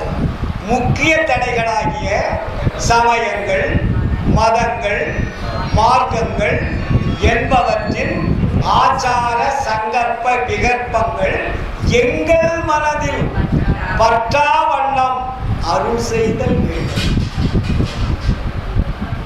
யாராவது கடைபிடிக்கிறீங்களா? அதுக்கப்புறம் என்ன சொல்றாரு? வருணம், ஆசிரமம் முதலிய உலகாச்சார சங்கற்ப விகற்பங்களும் எங்கள் மனதில் பற்றாத வண்ணம் அருள் செய்தல் வேண்டும். இறுதியில் என்ன முடிக்கிறாரு? சுத்த சன்மார்க்கத்தின் முக்கிய லட்சியமாகிய ஆன்ம நேய ஒருமைப்பாட்டு உரிமை எங்களுக்குள் எக்காலத்தும் எவ்விடத்தும் எவ்விதத்தும் விலகாமல் நிறைந்து விளங்க அருள் செய்தல் வேண்டும். இந்த ஒரு டயலாக், இந்த ஒரு விண்ணப்பம் உங்களை மாற்றி இருக்கணும். நீங்க தினமும் சொல்றது எதை மறந்தாலும் இதை நீங்க மறக்கிறதில்ல. தினமும் எல்லா சபையிலும் சொல்லிட்டு இருக்கிறீங்க. ஜாதியை விட்டு இருக்கிறீர்களா? சமயத்தை விட்டு இருக்கிறீர்களா? மதத்தை விட்டு இருக்கிறீர்களா? ஆச்சார சந்தர்ப்ப விகற்பங்களை விட்டு இருக்கிறீர்களா? வருணாச்சலம் முதலையான உலகாச்சார சங்கற்பத்தை விட்டுருக்கிறீங்களா? இதையெல்லாம் விட்டால்தான் சாகா கல்விக்கு தகுதி உடையவர்கள்.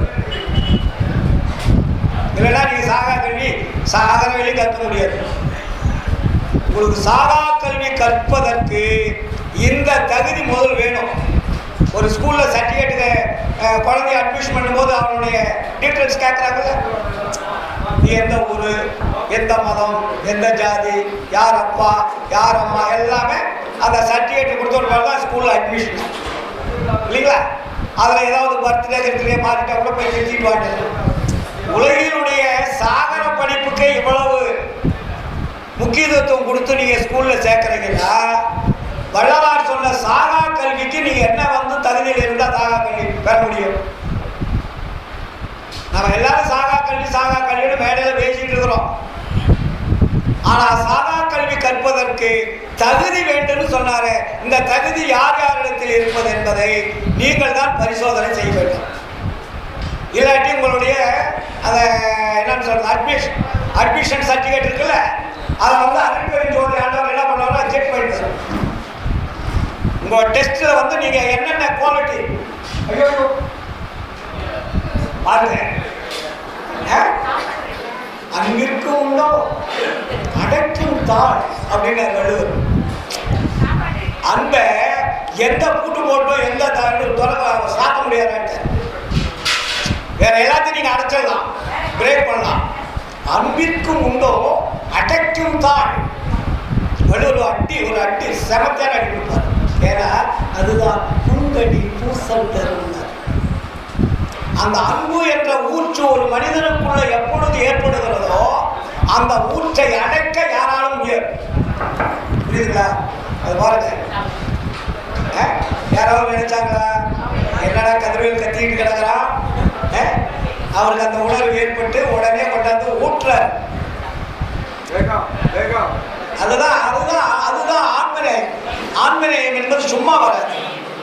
இன்னொரு ஆன்மா படக்கூடிய துன்பத்தை பார்த்து கொண்டிராமல் அந்த ஆன்மாவினுடைய துன்பத்தை போக்கக்கூடிய கருணை உள்ளம், அன்பு உள்ளம் எங்கே வந்து செயல்படுகிறதோ அங்கேதான் சன்மார்க்க கல்வி. அப்ப நம்ம சர்டிபிகேட்ல என்ன இருக்கணும்? ஜாதி சமய மதங்கள் என்ற வேறுபாடுகள் இல்லாது எல்லோரையும் ஒன்றாக பார்க்கக்கூடிய பார்வை வருபவர் தான் சாகா கல்விக்கு தகுதி உடையவர். சாகா கல்வி கற்கணும்னா உங்களுக்குள்ள போய் சீக்கிரம் கற்க முடியாது, இந்த தகுதியெல்லாம் வேணும். அப்ப அதில் என்ன பண்றாருன்னா முதல் தகுதின்னு ஒன்று வச்சார். நமக்கு நம்ம சாகா கல்விக்கு வந்து 4 தகுதி கொடுத்தாரு. 4 தகுதியில நீங்க 2 தகுதியை பாஸ் பண்ணா போதும். நமக்கு 4 சப்ஜெக்ட் அது.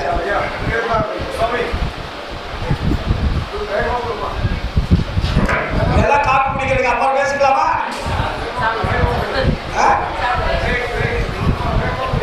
நான் மட்டும் முடிச்சுட்டு நீங்க மட்டும் கேட்டுட்டு எல்லாரும் கொடுங்க.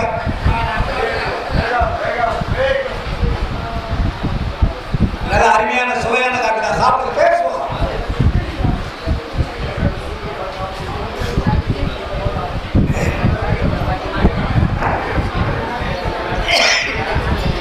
அவரு கங்கை மணிமாறன் கையா கொஞ்சம் நிறைய சாப்பாடு போடுங்க. ரொம்ப நேரம் பொறுத்து புதம் வந்து சாப்பிடுறாரு, பாவமா இருக்கு. மணி 10:45.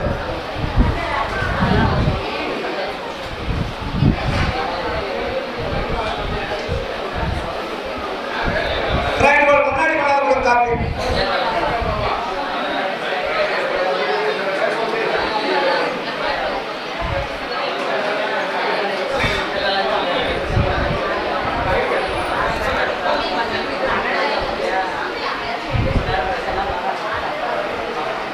ஜோதி தனிப்பெரும் கருணை பெரும் ஜோதி.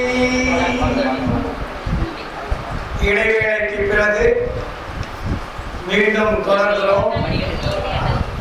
வள்ளல் பெருமான் வந்து கல்வி 2ஆக பிரித்தார். ஒன்று சாகும் கல்வி, இன்னொன்று சாகா கல்வி. அதை பற்றி நம்ம சிந்திச்சோம். உலகில் இருக்கக்கூடிய கல்வி அத்தனையும் சாகும் கல்வி, மரணத்திற்கு இட்டு செல்லும் கல்வி. வள்ளலார் வந்து மரணத்தை வெல்லும் சாகா கல்வியை கற்றுக் கொடுத்து வரார். இதுவரையில் மரணம் வந்து கொண்டே இருந்தது, நாம் இறந்து கொண்டே இருந்தோம், பிறந்து கொண்டே இருக்கிறோம். வள்ளலார் வந்து இதுக்கு வந்து ஒரு முற்றுப்புள்ளி வைக்க வராரு. வள்ளலார் என்ன பண்றாரு? முற்றுப்புள்ளி வைக்கிறார். இனிமேல் நீங்கள் பிறக்கக்கூடாது, அதே நேரத்தில் இறக்கவும் கூடாது. இறந்து இறந்து இழைத்தனதா பொருள். இதுவரையே பிறந்து பிறந்து இறந்து இறந்து இழைத்ததெல்லாம் போதும். இனிமேல் நீங்க இந்த ஒரு கொடூரமான செயல்களுக்குள், அந்த ஜெயிலுக்குள்ள நீங்க போகாதீங்க. அந்த கொடூரமான ஜெயில் இது. இந்த பிறப்பு இறப்பு என்பது ஒரு கொடூரமான ஜெயில் கைதி மாதிரி. அதனால வள்ளலார் சொல்லுவாரு, இறந்தவரை எடுத்திடும் போது அதற்றுகின்ற உலகி இரவாத பெருவர நீர் ஏனடைய மாட்டி மறந்திருந்தி பிணி மூற்றில் சம்மதமுமக்கு மறந்தும் இதை நினைக்கும் நல்லோர் மனநெடுங்கும் கண்டி சிறந்திடு சன்மார்க்கம் ஒன்றே பிணி மூப்பு மரணம் சேராமல் தவித்திடுந்தார் தெரிந்து வம்பிடுங்கே. அப்ப என்ன சொல்றாரு? பிறந்த பிறப்பு இதில்தானே நித்திய மெய்வாழ்வு வெற்றிடலாம் பேரின்பம் ஒற்றிடலாம் இருந்தன. இந்த கடைசியில் கொடுப்பது என்ன சொல்றாரு? இறைந்தேன்னு ஒரு வார்த்தை சொல்றாரு. இதுவரையில் நீங்கள் இருந்தது போல் இனியும் வீண்காலம் கழித்து கொண்டிருக்காதீர்கள். உங்களுக்கு காலம் இல்லை. ஏன்னா உங்களுக்கு எல்லாமே இப்ப வந்துட்டு இருக்குது. என்ன பசி, பிடி, தாகம், இச்சை, எளிமை, பயம், கொலை என்ற துன்பங்கள் நம்மளை வந்துட்டு இருக்கு. இந்த துன்பங்கள் இருந்து நீங்க விடுபடணும். இந்த விடுபடுவதற்கு எந்த கல்வி கற்க வேண்டும்? சாகா கல்வி கற்கணும். இதுவரையும் நம்ம கற்ற கல்வி எல்லாம் இந்த துன்பங்கள்லாம் அது வந்துருச்சு. வள்ளலார் துன்பத்துக்கு ஒரு பட்டியல் போட்டார். இந்த உலகத்தில் நீங்கள் சாகும் கல்வி கற்கின்ற வரையில் உங்களுக்கு என்னென்ன துன்பம் வரும்? பசி, பிடி, தாகம், இச்சை, எளிமை, கொலை, பயம். 7 துன்பம் இதுக்குள்ள எல்லாமே அடங்கிடுது. இந்த துன்பத்தில் நீங்க விடுபடணும்னா சாகா கல்வி கற்கணும். அப்ப சாகா கல்வி கற்பதற்கு என்ன தகுதி வேணும்? முதலே சொன்னேன் இல்லைங்களா? அந்த தகுதி என்ன? ஜாதி, சமய, மதங்கள் நம்மளுடைய மனசுல பற்றக்கூடாது. அதான் உங்களுக்கு சான்று. இந்த தகுதி முதல் வேணும். அதுக்கு வள்ளலார் என்ன சொல்ற தெரியுமா? சாகாத கல்விக்கு ஒரு 4 தகுதியை சொல்ற. சாகா கல்வி கற்பதற்கும் மரணத்தை வெல்லுவதற்கும் ஒரு 4 தகுதி வேணும்பா. இந்த தகுதியை நீங்க புடிச்சுக்கிட்டீங்கன்னா ஈஸியா போயிடும் அப்படின்னு சொல்ற. அந்த தகுதி என்ன? 4 ஒழுக்கங்களை சொல்ற. சாகா கல்விக்கு 4 தகுதி. அந்த 4 தகுதிக்கும் பேர் வைக்கிறாரு 4 ஒழுக்கங்கள். அப்ப 4 ஒழுக்கங்கள்னா என்னென்ன ஒழுக்கங்கள் சொன்னாரு? இந்திரிய ஒழுக்கம், கரண ஒழுக்கம், ஜீவ ஒழுக்கம், ஆன்ம ஒழுக்கம். சாகா கல்வியை கற்பதற்கு என்ன தேவை? ஒழுக்கம் தேவை. இந்த ஒழுக்கத்துல 4 ஒழுக்கம் இருக்கு. ஆனா உங்களுக்கு 2 ஒழுக்கத்தை மட்டும்தான் உங்களுக்கு டெஸ்ட் கொடுக்குறேன்னு. 4 ஒழுக்கத்தை நீங்க பூர்த்தி பண்ண வேண்டாம். நீங்க அந்த ஒழுக்கத்து வந்துட்டீங்கன்னா உங்களுக்கு 2 ஒழுக்கம் டெஸ்ட்டுக்கு நான் எடுத்துக்கிறேன். இந்த டெஸ்ட்ல நீங்க பாஸ் பண்ணிட்டீங்கன்னா மீதி 2 ஒழுக்கத்தை நான் உங்களுக்கு ப்ரொமோஷன் உங்களுக்கு கொடுத்துருவேன். ஃப்ரீயா கொடுக்குறது. புரியுதுங்களா? அப்ப அந்த 2 ஒழுக்கத்தை நீங்க முதல்ல கடைபிடிக்கப்பான்னு. என்ன ஒழுக்கம்? இந்திரிய ஒழுக்கம், கரண ஒழுக்கம். இந்த 2 ஒழுக்கத்தை மட்டும் நீங்க கடைபிடிச்சீங்கன்னா ஜீவ ஒழுக்கம், ஆன்ம ஒழுக்கம் என்பது இறைவன் உங்களுக்கு நேரடியாக அது கூட பிளஸ் பண்ணி பாஸ் மார்க் பண்ணுவார். இந்த 2 ஒழுக்கத்துல தான் எல்லாம் இருக்கு. 2 ஒழுக்கத்துல ரொம்ப முக்கியமானது எது அப்படின்னு பாத்தீங்கன்னா இந்திரிய ஒழுக்கம் இல்லைங்களா? அப்ப இந்த 4 ஒழுக்கத்துக்கும் கடைபிடி இருக்கிறதுக்கு என்ன வேணும்? முதல் தகுதி அப்படின்னு பாத்தீங்கன்னா கருணை வேணும்னு.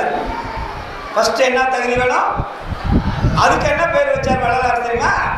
ஜீவகாருண்ய ஒழுக்கம்னு பேர் வச்சார். முதல்ல 4 ஒழுக்கம். இந்த 4 ஒழுக்கத்தை நீங்க கடைபிடிக்கணும். 2 ஒழுக்கத்தை கடைபிடிச்சா போதும். இந்த 2 ஒழுக்கத்தை கடைபிடிச்சீங்கன்னா மீதி 2 ஒழுக்கத்தை நான் உங்களுக்கு ஃப்ரீயா கொடுத்து உங்களை வேலை ஏற்றிக்குவேன். அப்போ இந்த ஒழுக்கத்துக்கு பேரு டைட்டில் என்ன வைக்கிறாருன்னா ஜீவகாருண்ய ஒழுக்கம்னு பேர் வச்சார். ரொம்ப ஈஸியா நீங்க புரிஞ்சுக்கணும். அப்ப ஜீவகாருண்ய ஒழுக்கம்னா என்ன சார் அப்படின்னா, ஜீவன் என்றால் என்ன? உயிர். காருண்யம் என்றால் என்ன? இரக்கம் இல்லை, அருள் பேர்.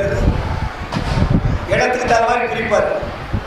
ஜீவ காருண்ய ஒழுக்கம் உயிரை காப்பாற்றக்கூடிய இறைவனிடத்தில் இருக்கக்கூடிய காருண்யமான அருள் கிடைத்தால் அந்த ஒழுக்கம் நிறைவேறும். புரியுதுங்களா? இப்படி ஒண்ணு. நம்ம உலகத்தில் இருக்கக்கூடியவர்களுக்கு ஜீவ காருண்ய ஒழுக்கம் 2. ஒண்ணு அகஜீவகாருண்யம், இன்னொன்று புறஜீவகாருண்யம்.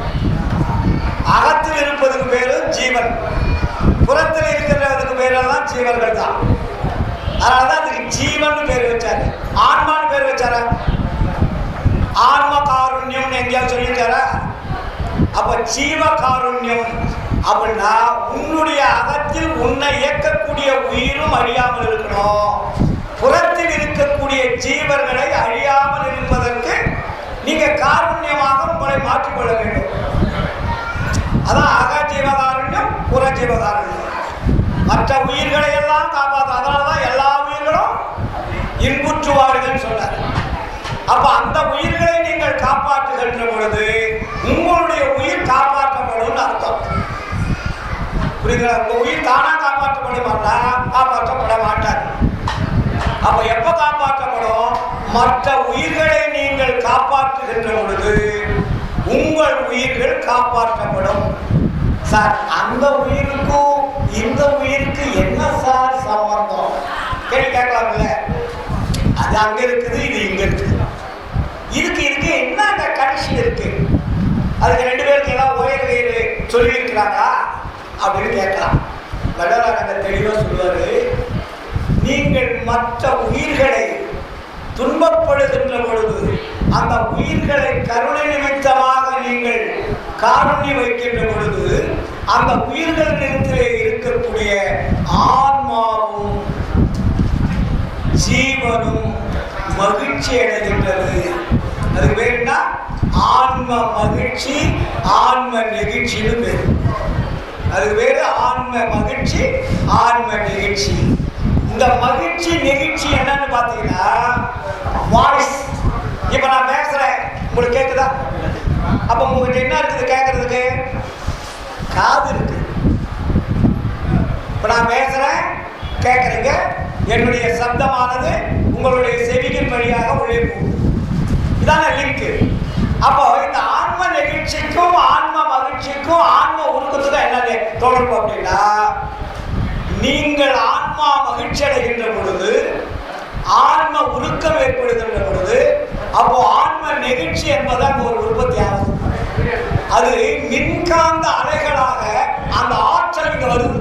எங்க யார் அந்த ஜீவகாருண்யத்தை செய்கிறார்களோ அவருடைய ஆன்மாவில் அது ஸ்டோர் ஆகும். புரியுதுங்களா? அப்ப இங்க ஸ்டோர் ஆகும்போது இது கண்ணுக்கு தெரியுமானா தெரியாது. இது ஒரு ஆட்டோமேட்டிக் செயல். இது உங்ககிட்ட அந்த ஆன்ம நெகிழ்ச்சி, ஆன்ம உருக்கம், ஆன்ம மகிழ்ச்சி ஏற்படுகின்ற பொழுது உங்களுடைய ஆன்மா அலோகமான மகிழ்ச்சி அடையும். அப்ப இந்த ஆன்மா நம்ம உடம்புக்குள்ள இருக்கிறது என்ன ஆகுதுன்னா மகிழ்ச்சிக்கு எல்லையில்லாத வரும். அந்த எல்லையில்லாத மகிழ்ச்சியை அடைகின்ற பொழுதுதான் அந்த ஆன்மாவை மறைத்துக் கொண்டிருக்கக்கூடிய திரைகள் என்ன திரைகள்? அது மாயா திரைகள் அப்படின்னு சொல்றதை விட அறியாம என்னும் திரைகள் அதுக்கு பேரு. அதுக்கு பேரு அஞ்ஞான திரைகள்னு பேரு. இந்த திரைகள் உங்களுடைய ஆன்மாவை மறைத்துக் கொண்டிருக்கிறது. இப்போ உடம்புல இருக்கிறத எல்லாமே புறத்துல நீங்க பாக்குறீங்க இல்லையா? நம்ம கை தெரியுது, காலு தெரியுது, உடம்புக்கு எல்லாம் தெரியுது. ஆனா கண்ணு தெரியுதா உங்களுக்கு?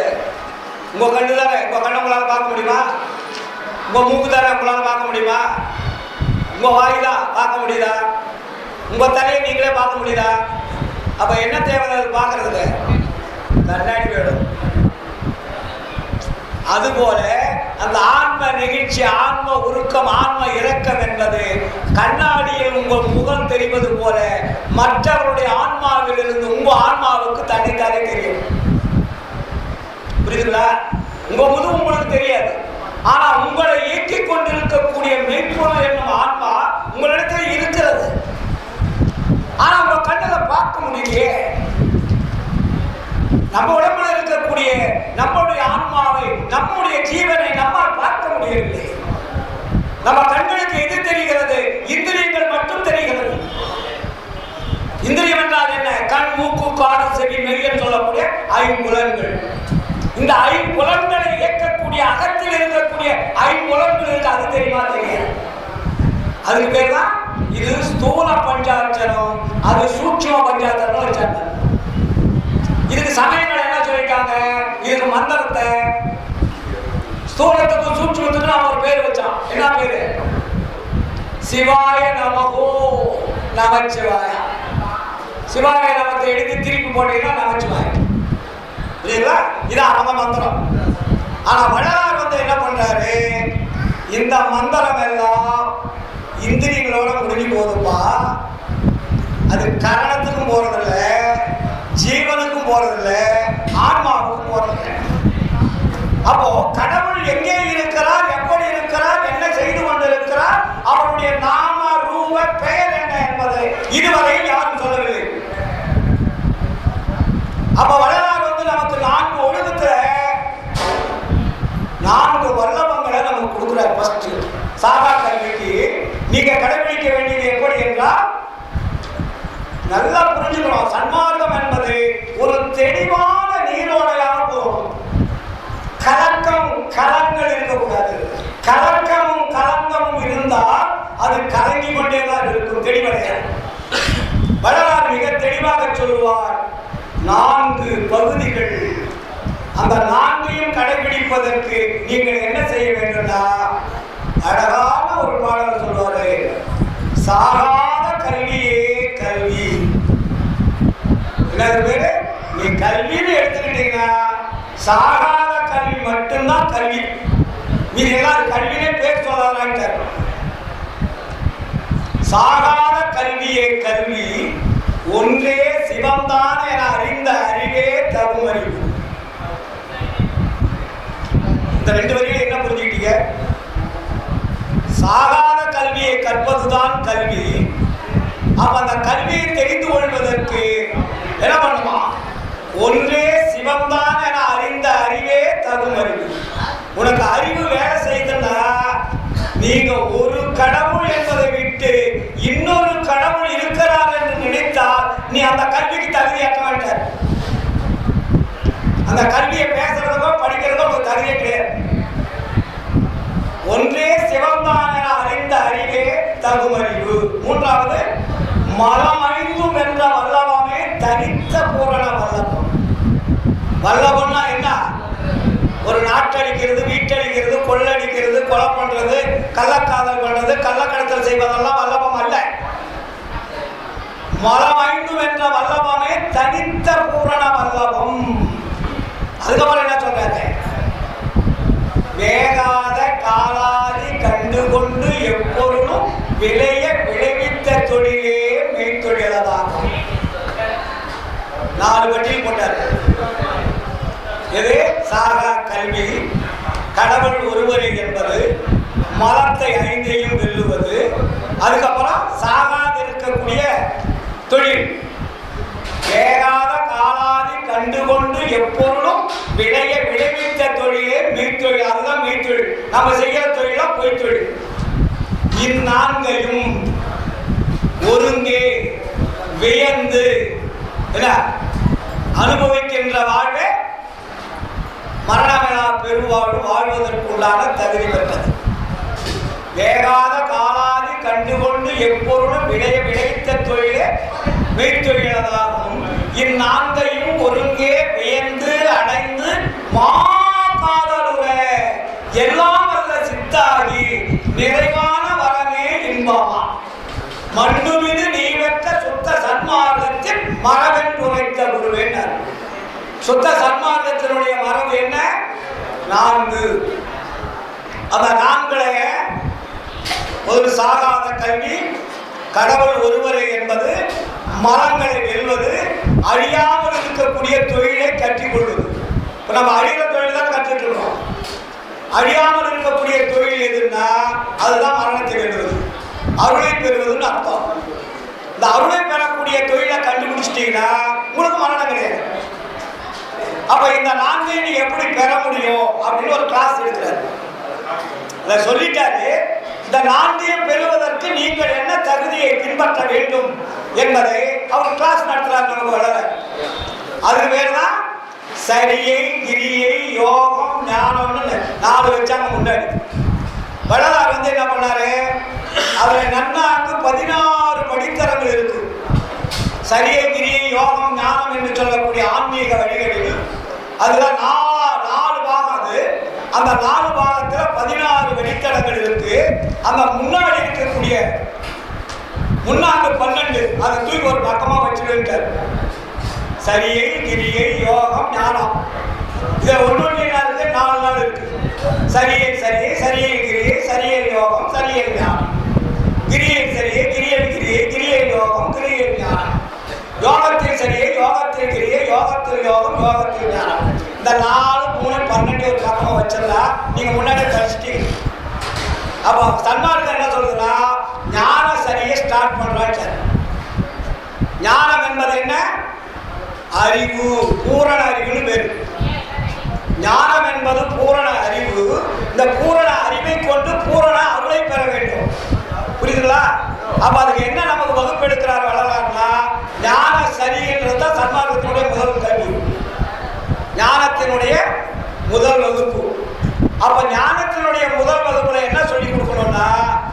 ஒழுக்கத்தை சொல்லிக் கொடுக்க மாட்டாங்க. முதல் இலக்கியத்தில் முதல் பாடத்தில் என்ன பண்ண சொல்லணும்? ஞான சரி என்பது இந்திரிய ஒழுக்கம், ஞானகிரி என்பது கரண ஒழுக்கம், ஞான யோகம் என்பது ஜீவ ஒழுக்கம், ஞானத்தில் ஞானம் என்பது ஆன்ம ஒழுக்கம். புரியுதுங்களா? இப்ப இந்த 4 படித்தரங்களில் 4 வகுப்புகள் இருக்கிறது. இந்த 4 வகுப்புகளிலும் தேர்ச்சி பெற்றவர்கள் அருளை பெறக்கூடிய தகுதி உடையவர்கள். அந்த அருள் கிடைத்தால் மரணத்தை வெல்லுவது ஈஸி. அப்ப நம்ம என்ன பண்ணிட்டு இருக்கோம்? எதை விட வேண்டுமோ அதை விட்டால்தான் அந்த கல்விக்கு போக முடியும். நம்ம என்ன விட்டுருக்கோம்னா எதுவுமே விடல, ஆனா சாகாத கல்வி கற்புன்னு நினைக்கிறோம். அப்ப நம்ம ஆளுங்களாம் என்ன பண்ணிட்டான்? நம்மளை பிரிச்சு வச்சுட்டான். பிரிச்சு வச்சதுல இருந்து நம்ம விடுபடுறோமா? விடுபடல. அது வளரார் என்ன சொன்னாரு? இன்னைக்கு நேரத்திலடா, இது சுமார் 5000 6000 ஆண்டுகளுக்கு முன்னாடி நம்மளெல்லாம் பிரிச்சு வச்ச துரோகிகள் இருந்த நாடு. அவங்கெல்லாம் நம்மளை இப்படி பிரிச்சு நாசம் பண்ணிட்டாங்க. அதனால அவங்களை நம்பாதீங்க, அவங்க பின்னாடி போகாதீங்கன்னு சொன்னேன். என்ன சொல்றாரு? ஜாதியிலே, மதங்களிலே, சமய நெறிகளிலே, சாத்திர சந்தடிகளிலே, கோத்திர சண்டையிலே, ஆதியிலே அபிமானித்து அறைகின்ற உலகி. இல்லை, அலைந்து அலைந்து வீணே நீர் அடிதல் அழகவே. அப்ப என்ன பண்ணுமா? நீதியிலே, சன்மார்க்க நெறிகளிலே நிறுத்தவிடும் தனித்தலைவர் உறுத்த அவர் வீதியிலே அருஜோதி விளையாட புரிகின்ற தருணம் இதுதான். கூவுகின்றேன் உமையை. நம்மளை எப்படி கூப்பிடுறான்னு பார்த்தீங்கன்னா, குழந்தைய கூப்பிடுற மாதிரி. இப்போ நீங்க ஸ்கூலுக்கு போனா குழந்தைங்க எவ்வளோ அன்பா கூட்டிட்டு போறீங்க. மேலே அலங்காரம் பண்ணி கை வச்சு பாக்கியில் உட்கார வச்சு அந்த ஸ்கூலில் பண்ணி விட்டு அந்த ஸ்கூல் டீச்சர் கையில் பிடிச்சி உள்ள போனவங்க தான் வெளியே வரீங்க. அது மாதிரி நம்ம சன்மானிகளை வளர ஒரு குழந்தையாக பாவித்து நமக்கு இதெல்லாம் சொல்லிக் கொடுக்கல. நம்மளை ஏதாவது கூவுகின்றேன் உமையே, நான் சொல்லிக்கொண்டே இருக்கிறேன், தயவு செய்து கேளுங்கள். அப்ப அந்த சாகாத கல்வி என்பது அருளை பெறக்கூடிய மார்க்கம் தான் சாகாத கல்வி. அப்ப அருளை எப்ப பெறணும்? நம்முடைய ஆன்மாவில் இருந்து அருளை பெறணும். Very simple. நல்லா கேட்டுங்க. அதாவது பாடல் படித்துக் கொண்டு வழிபாடு செய்து கொண்டு நாம் வாழ்க்கையை நிறைமாக்கிக் கொண்டிருந்தால் சாகாத கல்வியை கற்கக்கூடிய தரம் என்பது நமக்கு கிடைக்காது.